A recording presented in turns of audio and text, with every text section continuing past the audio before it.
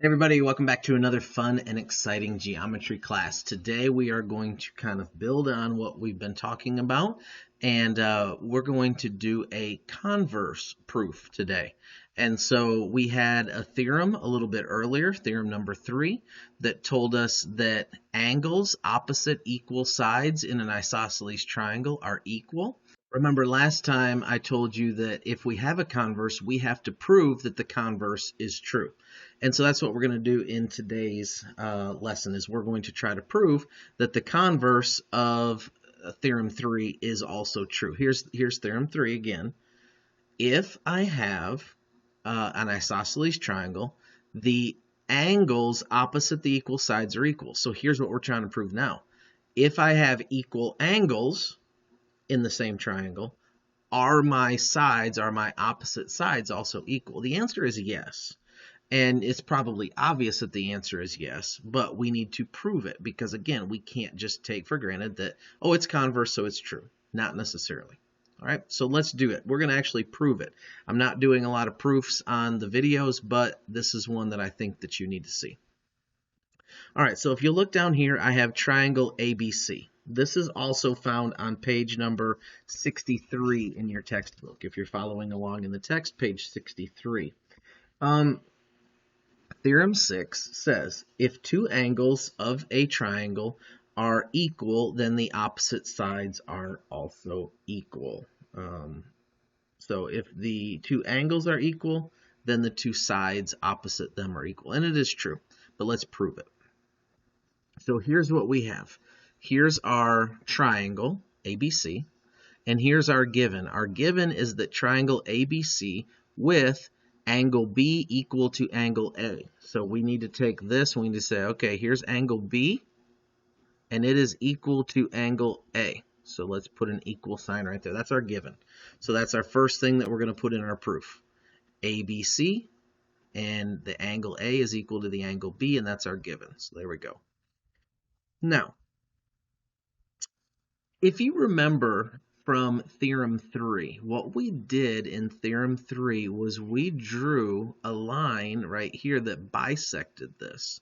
And then that was able to tell us, using congruency, that was able to tell us that those angles are equal.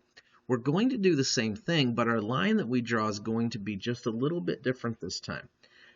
Because here's why. We are dealing with angles right now. What do we know? Well, we know that A is equal to B. That's what we know. So that's what we have to work with. Always work from what you know to what you don't know. So here's what we know. We know A and B are equal. So what we want to do, and I'm going to draw it with a different color so that you can see it a little bit easier. We know that these are equal.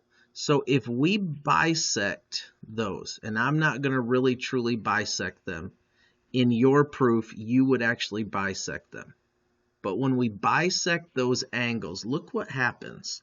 We create new angles within the triangle. So our first step, well, our second step, is that we want to bisect the angles. So we're going to draw, and I'm going to skip some of this in the video, so you're going to see it kind of jump ahead. I'm trying to save time in the video so you don't have to watch me draw this stuff. Okay, so there it is. I draw line AE, and we can label those. We can put this as E and this as D. That's how the book has it labeled. And so we drew AE and we drew BD. How did we draw them? Why did we draw them? Well, the why is because we are trying to create triangles right here that we can prove congruent. That's what we're trying to do, okay? How did we draw them? What's the reason? Well, we did construction number 2. What is construction number 2? Bisecting angles. We bisected angle A and angle B. So if you look here, we bisected, cut it in half. We bisected B. We cut it in half. All right. So now what should we do next? Again, we're trying to prove, and this is good. Let's take a second and look what in the world are we trying to prove. We're trying to prove right here that BC equals AC. In other words, BC up here, this line is equal to this line. And you say, I already know it is because they're opposite equal angles, but we haven't proved it yet. Okay, we're working off a converse statement. We've made the converse statement, but we haven't proved the converse statement is true. So how do we prove it's true? How do we actually for 100% prove that that is a true statement? Well, here we're just going through it. Now, here's what we're going to do. We are going to prove that this triangle right here is congruent to this triangle right here. Once we prove those two things are congruent, what we're going to end up with is we are going to end up with equal sides.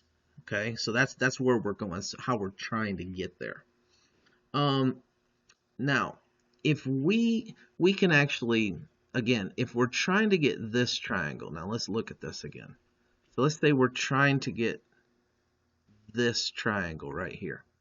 Notice that this angle down here, this angle A in the smaller triangle, is only half of the angle A. What I would do now is I would rename these. I think that would help, or renumber these. If we called this 1, 2, well, the book calls it 1, 2, 3, and 4. I don't know that I would number it that way, but we can number it differently. The book numbers it, and that's just the way it's going to be because you're following along in the book. So we'll number it that way, no problem. And we want to come over here, and why did we number those? Because we're going to use those. That way we don't have to name them EAB. EAB. Well, we're saving time by just saying angle 2. Okay, that's the only reason we numbered them there. And so we're going to come over here and we're going to say that angle 1 and 3 together equals angle B. 1 and 3 equals B. And that's true because look, 1 plus 3 equals the whole angle here. How do we know that? Because we bisected. Okay, so we're just going to say that statement 3, and again, I'll stop this and come back to it. Okay, so angle 1 equals angle 3, and angle 2 equals angle 4. How do we know that? Because we bisected. It's the definition of the bisector. When we bisect, we cut in half. So 1 and 3 is just B cut in half. That's all we did. We just cut B in half. So 1 plus 3 equals B, and 2 plus 4 equals A. All right, so again, here's what we have now. So if you want to kind of write one of these now, we could write this one equals this one, and this one equals this one. Okay, I'm not going to write that in there, but I wanted to show you that. So 1 and 3, I'm not going to mark all those because they kind of get a little, there's just too much stuff going on in that small space. So I'm going to keep that so you can see a little bit more of what's going on. Now, what happened was we can say now that since, now this is a little tricky, but follow, okay? If A equals B, and we already proved that, that's part of the initial, they gave us, that's part of the given actually, okay? Half of A, 2, equals half of B, 1. So 1 equals 2, 1 equals 3, 1 equals 4, 1 equals 2. They all equal each other. All of these angles are equal. So we're going to write that because we want to establish that all of these 4 angles are equal. How are they all equal? Because they're half of equal angles. Okay, so angle 1 equals angle 2 equals angle 3 equals angle 4. They're all equal to each other. How do we know that? Our reason would be because halves of equals are equal, and that's from axiom 5. So when we halved equals, we got other equal angles. They're all equal to each other, and we proved that through axiom number 5. Now we've kind of proven something. And if we go back to what are we trying to prove, E, A, B, that triangle, and A, D, B, this triangle. Well, what we've proven now is that number 1 right here, that's part of our triangle we're trying to prove, is equal to 2. That's another part of the triangle we're trying to prove. So right now we have, and I'm going to put this right here, even though it's kind of a mess. Those are equal. Okay, and that's important. Now we're going to, because now we're trying to prove angle, side angle, side angle, side, side, side, side. We're trying to prove congruency somehow. So what other piece do you see that is in both of those? What? Okay, so there's one, and here's the other. Notice AB is in both of those triangles. AB is in both triangles. So we could say here, step number 5, that AB equals AB. How do we know that? Well, identity. The identity tells us that it's the same thing. So AB equals AB, so we can mark that. AB equals AB, equal to itself. So now we have two pieces. Okay, if you're following along, let's go back over this. EAB, this is the triangle we're looking for. We have this piece right here, and we have this piece right here. What other piece could we use? Ooh, look at what. Maybe we already have this. Angle, side, angle. Look, we already had B is equal to A. Okay? And so we have actually proven our congruency. How did we prove congruency? Well, we proved that this is a side. So there's our side. Here's our angle. And here's our other angle, the B. Angle, side, angle. So we can go back now to our proof, and we can say we've proven congruency. So we proved in step number 6, we proved that triangle ABD is congruent to triangle BAE.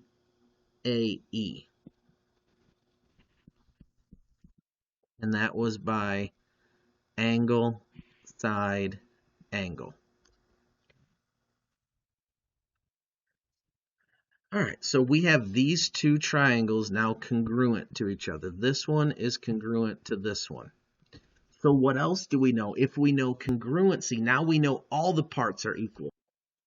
Okay, so let's talk about what we have now. We have congruency, and so we have these are equal to each other. And so that helps us to learn more about this triangle. So what do we have? Let's write down what we have. Step number 7 here, we have some things that are congruent to each other because we just proved congruency. We have some things, some corresponding parts that are equal to each other. So we have, let me show you something that they do right here. They call these angles up here, they number these so it's easier for you to see. I'll number them in pink like the other ones. They number these 5, 6, 7, and 8. And we're going to need those. All right, so one thing that we have is we have angles 5 and 6 equal to each other. And we have B, and the other side that I showed you was BD is equal to AE. BD is equal to AE, and I showed you that. BD, this one, is equal to this one. Okay, and I already marked that one. But then we also have angles. So 5 is equal to 6. And we wrote that one too. So we can mark that one if you want. So equal to 6. Now, if you notice something there, because of that, when we mark 5 and 6 equal, look at what we end up with. We end up with side, angle, side? Not quite. We're almost there, but it looks like we got just a little bit more work to do. Because remember, they have to be 3 in order. They can't just be, randomly. So we can't say we got a side, an angle, and now a side here. Okay? That's not the side that helps us out right now. So if we go back down here, let's write down our reason for this. Our reason for number 7 is corresponding parts of equal CPCTE. Whoops. Corresponding parts of congruent triangles are equal. There we go. Corresponding parts of congruent triangles are equal. And then we would go to number 8. And step number 8, we would have the sums are equal. Basically, 5 plus 7 is a straight angle. 5 plus 7, angle 5 plus angle 7 equals 180, or a straight angle.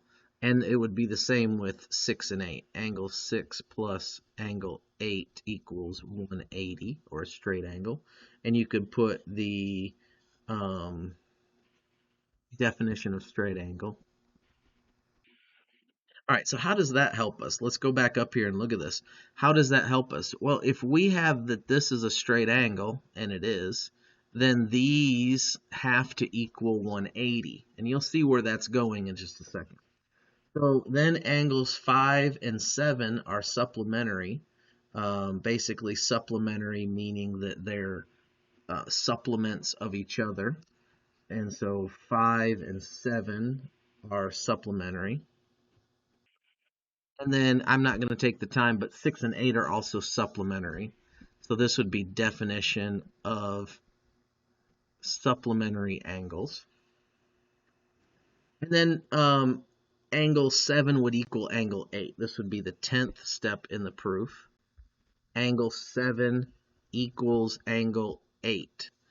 And that would be through basically addition. Supplements of equal angles are equal, because we've already proven that these are equal. Okay, and so you could use supplements of equal angles are equal. That'd be a good way to say that. And then the last thing that you would do there, well, the second to last thing, once you prove that 7 equals 8, basically right here, and these are equal to each other, then you have congruency of the other of this triangle. Okay, so remember, we did congruency of this one. Now we're doing congruency of this one. Why are we doing congruency of this one now? Because we're proving this whole side. Okay, so now we have congruency of those top triangles, and so we would write that on number 11. So number 11 would be triangle ACE is congruent to triangle BCD, and that would be through angle side angle. We've proven these two triangles up top are equal to, are congruent. And then the last thing is we want to prove this one right here. Okay, that's what we were going for. That's the whole time we've been trying to prove BC and AC. Okay, and we can prove that now that we proved congruency there with step number 12, and that is AC equals BC. Finally, we were able to prove our converse statement, and that would be with corresponding parts of congruent triangles. All right, that was a long proof, and I know I kind of sped it up there at the end, but hopefully you could see where it was going in your book and pay attention. One thing I want to show you before we end. This is Corollary 6.1, page 64. Corollary 6.1, page 64. If you want to prove lines equal, there's only 2 ways to do it right now. Some of you are like, I get this whole thing. We're trying to prove stuff. Yeah, but how? How can we prove? There's only 2 ways. If you want to prove a line equal, for this point right now in geometry, you have 2 ways. Number 1, you have to prove corresponding parts. You have to. Or you have to prove that they are opposite equal angles. So if you prove the converse of theorem 3, which is this, then you will prove that. The other way to prove, or the other thing is to prove equal angles. How do you prove equal angles? Well, number one, they have to be corresponding parts of congruent triangles, or they have to be opposite equal sides of the same triangle. So if you want to prove angles equal, there's two ways: corresponding parts or opposite equal sides. Those are the only two ways. So when the proof says prove these two angles equal, you either have to prove congruency or you have to prove that it's an isosceles triangle and it's opposite of equal angles. One of the two has to be true. If it's not, you can't prove equal angles. You can't prove equal sides without doing that. Okay? Whew, that's lots of stuff in there. All right. Sorry, it's a little bit long lesson, or a lot of bit long lesson. We'll see you later. Have a good one. Bye-bye.